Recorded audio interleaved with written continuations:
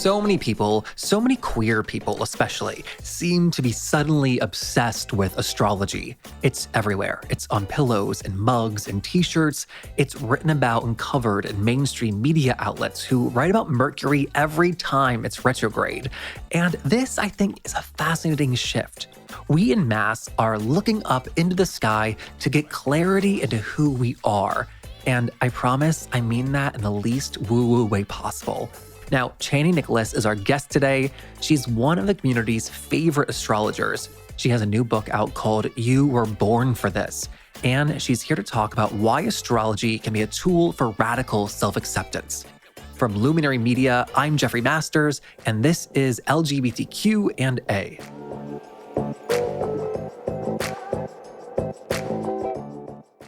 Thanks for being here, Chani. Thanks for having me, Jeffrey. Of course. I don't think I ever told you this, but before I had you on the podcast the first time, I had to do a lot of hunting and asking around to see if you were queer or not. Really? Yeah. And I bring that up just because it's so clear today. And I wondered if talking more about being queer has been a deliberate choice recently. You know, my wife talks about, the first time she Facebook stalked me and trying to delineate if I was queer or not as well. And I think that she also said that there was mixed messages. I always feel like everything I write and put out there is so queer that I have a very hard time talking about myself personally. And there were reasons in the beginning of our relationship and marriage where we kept a lot of our relationship out of public eye for, again, a lot of different reasons. So I didn't want to say anything about her. There was stuff around it that we no longer deal with. So maybe that was the thing. Because I was married and I would talk about my wife online, but just not all the time. I don't like to talk about myself a lot. Well, I didn't know if you thought there was value in separating out your work, the astrology, from the astrologer. I do think there's a lot of value in that. I want the work to be about the work. Okay, we can talk about the work now, I promise. Okay. You've said that astrology has always gone in and out of cycles of Vogue, being in and out of Vogue. Does it feel different this time? Like it's here to stay, though? I don't know. That's a good question. I guess I don't know what is the here to stay? Like what will be in the next 20, 30, 50 years. I feel like we're living in this. I don't just feel like we know the science of it is that we're living in an unprecedentedly unexpected era of change in terms of the earth and climate. So I think that astrology comes into vogue at times of great change societally, because we're breaking open a paradigm of what we thought worked for us. So hopefully the paradigm that's being broken right now is white supremacist, patriarchal, colonial capitalism. And we know that system. It doesn't work well for 99.9% of the people or the earth, but we know it. And I think that we're awakening to breaking that open and trying to live in a different way because we know it's not sustainable. And at that moment, and then add the chaos of the 2016 to now, it's a moment that's ripe for looking for things to give us a context. Like, why are we here? Well, there's the history of it. And then is there a greater, maybe spiritual meaning, or is there a system that we can kind of hang over this or see this moment within that can give it context and meaning, and where we can develop a deeper relationship with it? And that's so interesting because if you're saying that astrology comes into vogue when we need it most, I would have thought that you would have told me that we always need astrology, though. I don't think so. I think in times of ease, maybe there hasn't been a ton in human culture, but in times where, things are pretty steady and we know what's going on and we know what's next, then things like astrology aren't going to necessarily be as popular. So if astrology is this ancient tool that helps us define who we are, in the modern age that we're currently in, who we are and how we define ourselves is just changing rapidly. Has that had an effect on how you interpret astrology and read it? Esther Perel was, I think, on her How We Work, the Work podcast that she has, said something about how we used to forever have a sense of identity through the place we were born, the family we were born into, the community that we were in, and that a lot of that was predetermined for us.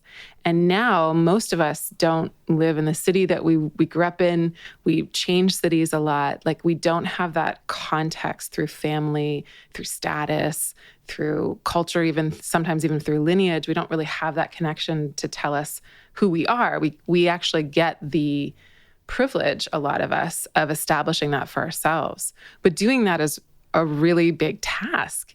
And I think a lot of us along the path of it start to be like, wow, I actually feel really lost. There's too much choice. I can just become, so who am I and what is actually meaningful for me?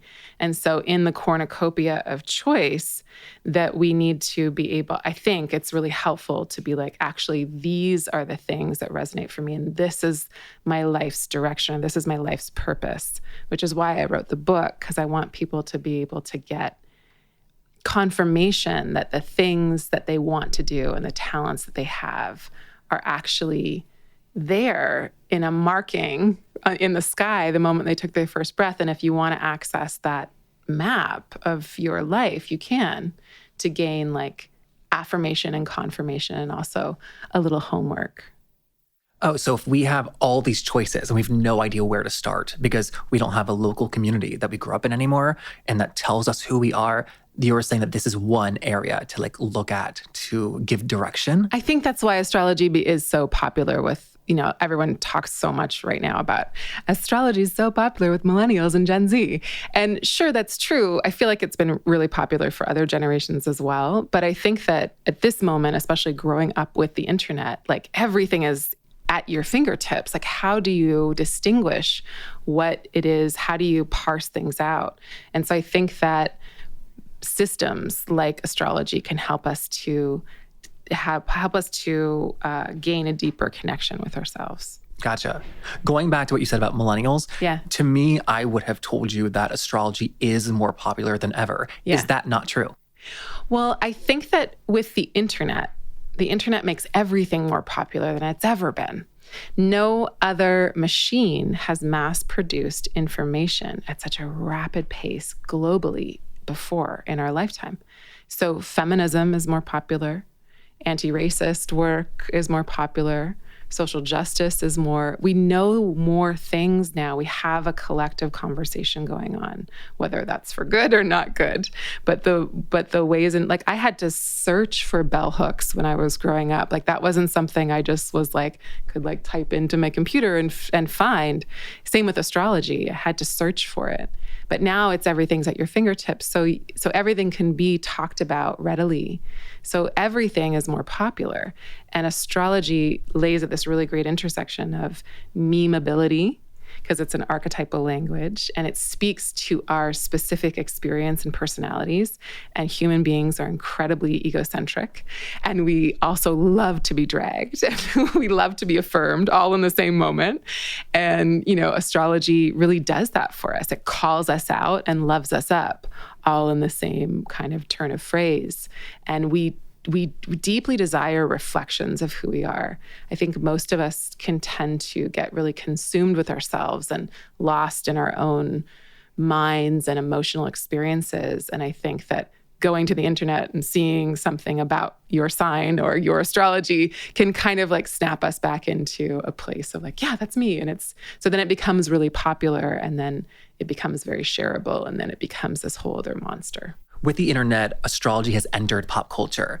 And like queer culture has. Yeah. Like queer culture used to be something that we experienced in the bars and in the clubs. In the shadows. And in the one bookstore in town, and at the party that we got invited. It was like a very underground, subversive thing. And now for really great, in really great ways, it's much more open, and you can be a queer kid and wherever and find a community, which wasn't at all what it was when I grew up. And these things have entered pop culture now today because they finally have a method with the internet. We never had a resource or a route before. Yeah, like we talk about Sylvia Rivera and Marsha P. Johnson. Like now that's a known thing thanks to people like Tourmaline and other like activists that put their work out. But when I was growing up, I didn't know who they were. There was one movie, it was Pay It No Mind, I think. And it was like something I found on the internet. And it was harder to share our histories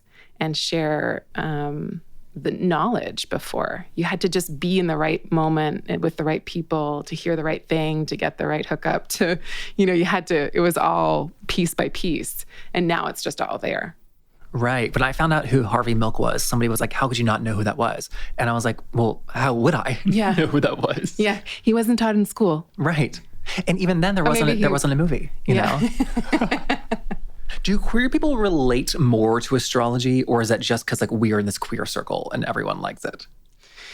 I mean, I want to like save space for the queers that loathe astrology because I love you too. And yeah, it's a very queer phenomenon, I think, or like queers have really always taken to it. I think we need alternative ways of seeing ourselves or being witnessed. I think that when a lot of maybe the religious institutions that we come from or even traditions have shunned us, I think on a like deep soul level, we want to be seen. And when we grow up in a culture that doesn't see us, that doesn't witness our gender, that invisibilizes us, that makes us into something that we're not. We need ways of being reflected that feel true and not that astrology is non-judgmental, but it's not moralistic in that way, in the way that religion has tended to be because of the humans that have been proliferating that type of religion. Oh, so we've broken with heterosexuality, so we're more open to these other realms like astrology. But also astrology has never told us that there's a right way to like love or not love someone. No, two things.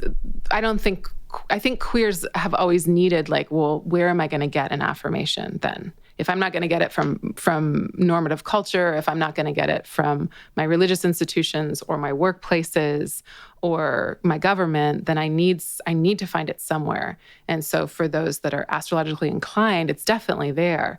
And also, astrology is taught by human beings, and human beings are really flawed and growing up in systems that are not great. So there's definitely been a lot of astrological knowledge passed down that was very heterosexist, very white supremacist, very cisgendered. It's like that definitely has existed in the past. But you can, maybe like religion, but you can also kind of like weave your way around it.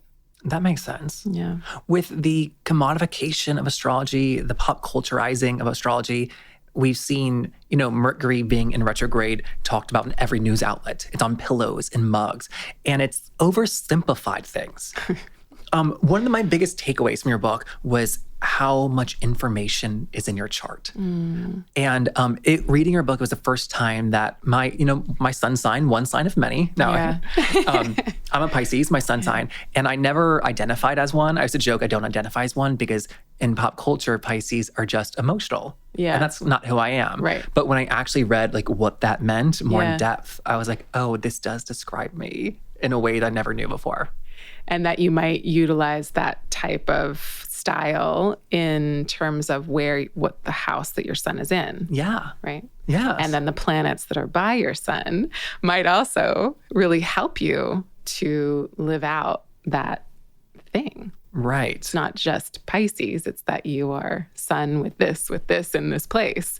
And that gives you this need to connect to people as a way of working. Yeah. Yeah. And when you say too, like people want to be affirmed, I think that like I was gonna say humans, like me, let's say, I exist and I behave in certain ways. And it's not until people tell me I'm something or label my behavior that I ever like think about it. Like I'm just nice to people. And it wasn't until someone said, hey, you're really friendly, that I was like, oh yeah, I guess I am. But it's just like how I operate in the world. Right. And so like reading about these different like parts of my chart. Can we say what that is? Please. So Sun Venus in Pisces is like an extraordinary setup that has to be nice to people, that has to be always in connection with others. And it doesn't mean that dating's easy or partnering, but there's just this natural affinity of being open and being in connection. And so relationships and art and beauty and all of that become an essential theme of you, because also that Venus is what we call exalted in Pisces. So it's extra strong. So And I always thought that I stumbled into like a career like this accidentally, but it's like, no, I stumbled into this because it's what's comfortable. well, it's your talent. It's really like it's how you work, and to accept that. Like if you were trying to be an engineer that was sitting in a room by yourself all day, like working, grinding it out, it would be horrible for you. But for another person, that would be great. And this would be horrible for them. Yeah. How long until you were officially studying astrology did you feel like you had a firm grasp of it? I studied for decades, really. And it wasn't until I met my teacher, Demetra George. Regina George?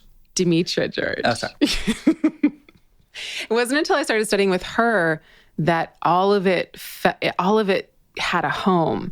She gave me a connection to a much older lineage that I had been studying, and that gave me the rules and the structure for which to put in all of my knowledge. And once I had those rules and structure, all of a sudden I had clarity with something that I knew about and I knew really well, but I had to kind of rely on my intuition to fill in the gaps, I felt a lot of times. And I always felt like there was something missing in my education. And I would take different classes and study with different teachers and read all these different books. And it wasn't until I met her that it all just came together. And it was at the same time that I met my wife. So it was one of those moments where I had struggled. And then it finally all kind of felt like it sank in. And business and personal collided at the same time. Yeah. That's interesting. And personal collided. Yeah.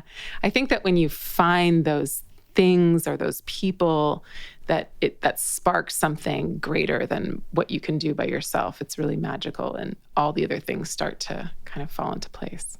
And you said you still get yearly readings with Demetra George, your mentor. I do. Okay, this is a novice question, but if your chart is fixed, it's a map of the sky when you were born, it does not change. Yeah. What changes in the yearly readings? Such a good question, Jeffrey. Okay, so there's your chart, and then there's on one hand, there's all the planets that are moving in the sky right now and how they're impacting that chart. So you're superimposing the sky right now onto the sky when you were born. And that's how you know you're in a Saturn return or a Venus return or Pluto's doing something gnarly to your sun. That's how you know that you're in a moment. Then there's also all these older timing techniques. So there's newer timing techniques like progressions. You look at a day for year and you shift things around. You look at how the chart progresses over time. There's solar arcs. Then you look at the solar return chart. So the moment that you're reborn this year, that's its own chart. The moment that the sun is at the exact same degree as when you were born, we take a snapshot of the sky and we look at your year through that chart.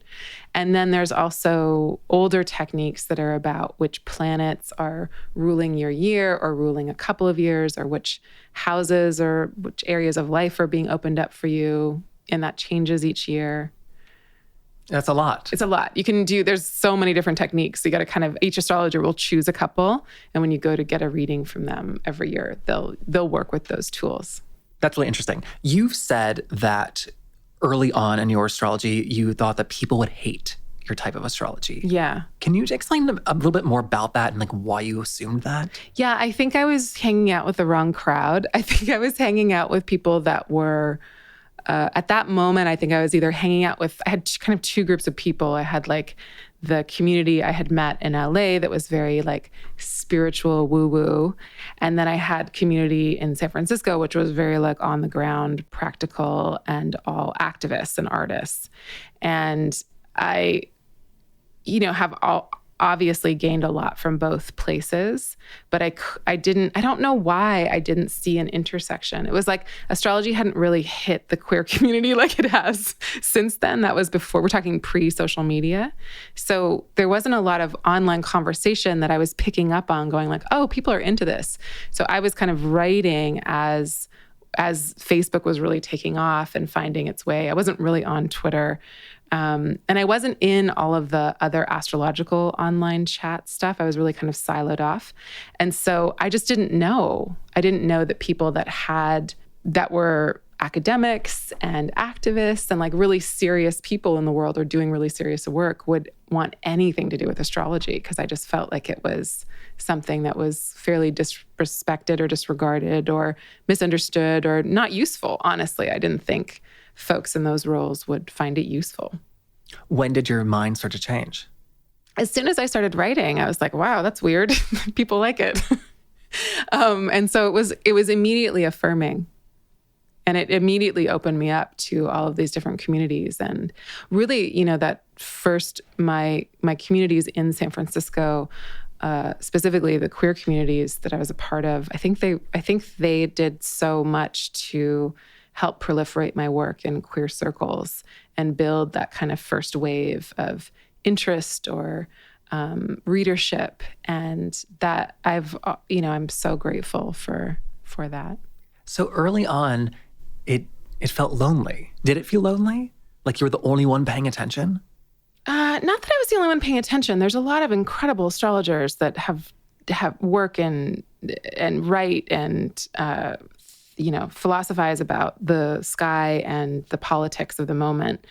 So I didn't feel alone in that way. But I did feel like I was on to something. And it's that place, I think, in life that is really interesting and where we really need other people to encourage us. And there was a couple key people that really encouraged me at that point. And I'm again so grateful to those people, because there's a point at which you start doing something, you're like, I think this is good for me. I think I have but I'm not making any money, and I'm working around the clock, and I'm putting everything into this. And is this silly? Like, I am an adult. Should I? All of those doubts start to come in, and I think we really need something to kind of bolster us and be like, just keep following it, keep following. As long as there's energy there, keep following the thing. Wow. And so I felt actually like writing astrology made me less lonely than I had ever been. I felt like I had a relationship to something that was mine, and it wasn't a human, so it couldn't abandon me. And it wasn't full of all of those interpersonal issues that can be really hard for me and other humans. And it was just something that I could go to at any moment of the day and have a conversation with. And I've always felt like astrology was a really good friend to me. So the more I showed up in that friendship and that partnership, the more it showed up for me. And I was like, oh, wait, you're actually here. Like, oh, a fourth date? Cool. When you first started writing, you were just starting in San Francisco. Yeah. How has your style changed since then? I've had editors. Like, those first horoscopes were so badly written. I don't know why anybody muddled their way through them. I've tried to be more concise and declarative and confident in my writing, and writing along with astrology is a relationship. So I've had to develop my relationship with the schedule of writing and the work and the business itself. And so I've just learned how to show up more for it. My wife teaches me constantly not to whine and moan and feel bad for myself once I've said yes to something. She's very good at reminding me to take responsibility for the things that I agree to and just to show up for them. And so I'm in that moment of career where there's a lot going on, and it's a really great moment, and it takes everything I've got every day to do it. And it's a blessing, but I've got to be really diligent about not getting resentful about the amount of work that it is. And that's something that I've had to really learn over the past couple of years, and it's a really important lesson for me. That's so interesting, because you worked your butt off for so many years to get to this place where you have so much work to do. Yeah. Abundance, I think I used to ask for it all the time, and I think a lot of people do. We want success and we want abundance. And I think that we're not taught that simultaneously we have to become so much more capable of holding it. Like, abundance gets completely wasted unless we've built the container both internally and externally to hold it within. And the building of that there's not a lot of immediate gratification with it. It's a lot of grunt work. It's a lot of effort. No one says thank you. You just have to do it, and again and again and again and again. But once you build it, when the abundance comes, it has somewhere to go. And then it can actually stay and take root, and you can share it with people. And I see a lot of us online, I think social media really trains our mind to just go for the immediate gratification and the big win and the big response but where does that go if you don't have a container for it? So I really encourage people to think about what's going to sustain you long term. Don't give it all away. Or if you're giving it away, have something to catch the excess. Like have a rain barrel. That makes total sense. I was just thinking about you as an astrologer, how much has changed for astrology, because 2,000 years ago, they weren't talking about online, obviously, Yeah. but I also doubt that they were talking about like a work-life balance. Obviously. Yeah, like the kind of conversations we have these days, the ancients would be like, wow, you all are really precious and think you're really special. There's definitely that feeling of taking oneself too seriously. When you read ancient texts, I mean, they're hilarious. They're like, we'll be killed by rabies and like will be bitten by a wolf under the full moon. Like it's very intense and very enemies will besiege your camp. And It's more survival based. it's, very survival based. It was like, who is going to win? Are you going to stay alive? Will you die of some horrible disease? Because that was the reality of life then. They didn't have time to ponder their childhood trauma. Or they're like coworker issues. Like you just had to get the food and have a baby and do the things. And don't die by 40. Yeah, probably. Wow. Yeah, so astrology sounds very different when you go back into the ages. That's so funny. Yeah. So astrology is your craft. You're also a writer, but also you've built this really impressive business that didn't happen by accident. When did you start considering yourself a business person?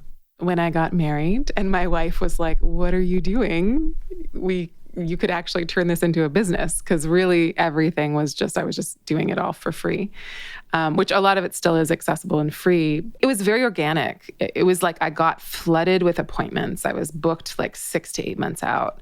I felt like I'd lost control of my life because I was, I'd owed my time to everybody for so far in advance. And so I shut my calendar down.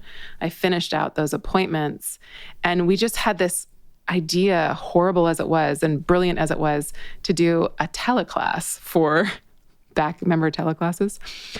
For a winter solstice ritual. Because I was like, if everybody wants some of my time and I physically can't show up for it all, what if I have something where everybody can just gather online and do something where at least I can have a conversation, albeit one way, with a bunch of people? And that began the business model. You mentioned being married taught you this. What is like one thing it taught you or like you got from that? Being married? Yes. Being married has taught me that I am lovable and worthy of love, and that I am a really good partner. And it has taught me how having someone to love makes me want to be a better person and take better care of myself and do everything that much better. And did those things come as a surprise to you? Yeah. It was like the moment we met, I was like, oh, I need to get my shit together. Like I would smoke maybe 1 cigarette a month, and I was like, no more. It's like, there was just like these things that kind of came into my being that when we met, I felt like something woke up in me that wanted to try harder than I ever had. And that was committed to myself more. And the more I committed to our relationship and committed to her, the more I naturally committed to myself, or that was just a reciprocity that was happening. And it created something that was so strong between us, and the container that we could both utilize to then create whatever we wanted.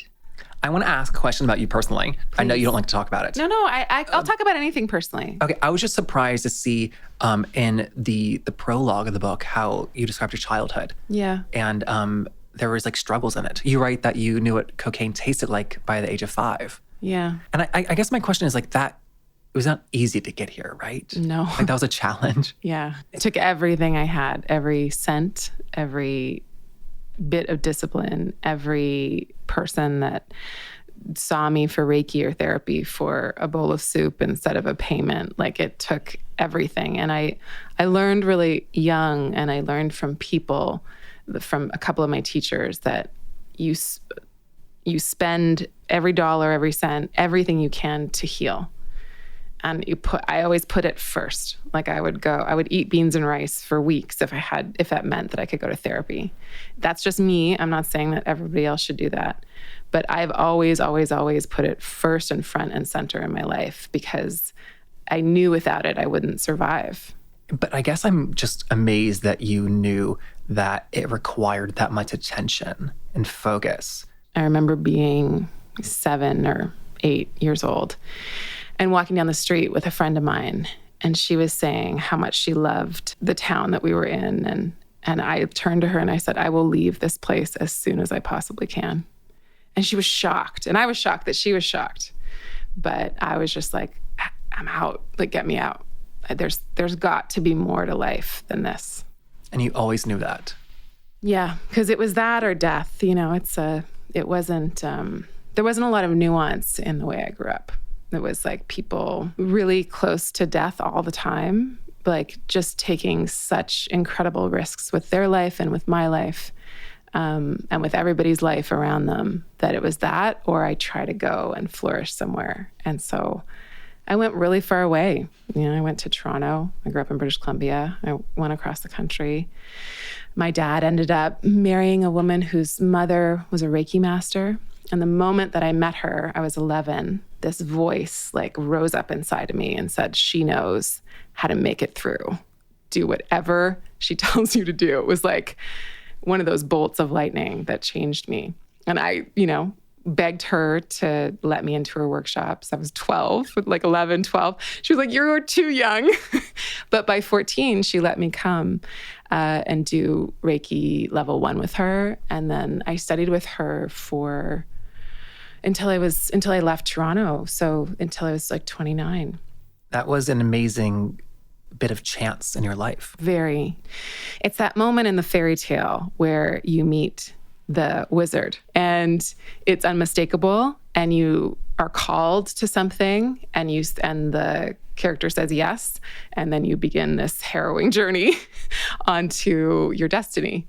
And she's the one who introduced me to astrology. She's the one who bought me the first astrology, me and my family formation, an astrology reading. She went to my first astrology classes with me. I owe her a tremendous amount. When you were talking about living and moving to Toronto and growing up in Canada, where in that timeline did you start to realize that you were queer? So my childhood was hell, but one of the great things about it is I grew up with a lot of queer people. And so my best friend's mom was a lesbian and had tons of girlfriends. So like I was just like, lesbian was just like a normal thing that you could be. And I always had this thought that I was like, when I'm 60, I'm going to have a girlfriend or a wife or something. And then I went traveling when I was like 19. And I was like, oh, wait, I don't have to wait till I'm 60. That is so funny. And here you are now married. And here I am now. Yeah. Let's leave it there. I think that's an amazing place. Okay. Thank you for this. This is fantastic. Thank you so much for having me. Of course. All right, that was Chani Nicholas. Her new book is called You Were Born for This, and I highly recommend it. Until next week, come find me on social media. I tweet from @JeffMasters1. That's an amazing way to stay connected and to recommend guests. I love hearing from you each week. We're brought to you by Luminary Media, Neon Hum Media, and The Advocate. The Advocate magazine is the world's leading LGBTQ news source. Come check out our website at advocate.com. LGBT Q&A is produced by Jonathan Hirsch, Zach Stafford, John Asante, Jordan Gosperay, and myself, with sound engineering by Mark Bush. We'll see you next week.